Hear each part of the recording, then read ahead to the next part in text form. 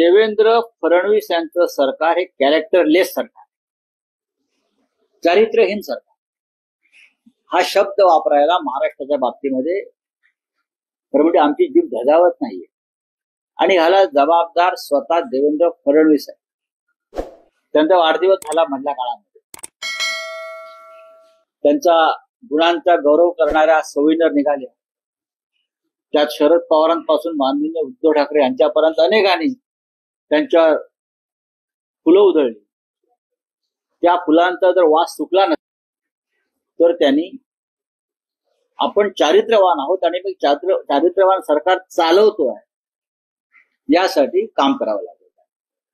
त्यांच्या कॅबिनेट मधला मंत्री डांगवार चालवतो, छम छम छम छम. जे डांगवार आर पाटलांनी आमच्या बंद केले होते, तुम्ही नाही, आर पाटलांनी बंद केली डांगवार. हा, लेडीज बार, डांगवार ही संस्कृती बंद केली आर पाटलांनी. ती तुमचे गृहराज्यमंत्र्यांनी परत आणली. स्वतः गृहराज्यमंत्री चालवतायत देवेंद्रजी.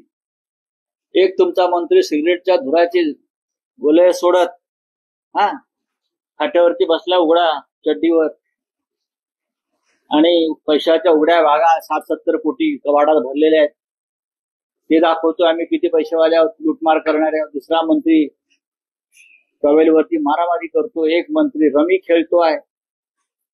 हे तुमच्या मंत्रिमंडळाचं कॅरेक्टर, चारित्र्य, ही नैतिकता आहे.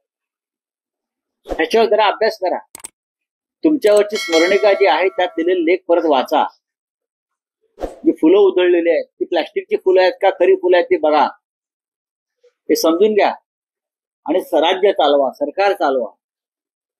आणि या राज्याला एक उत्तम आदर्श सरकार जिथं तुमच्या लेखात लिहिले अनेकांनी त्याप्रमाणे काम करण्याचा प्रयत्न करा.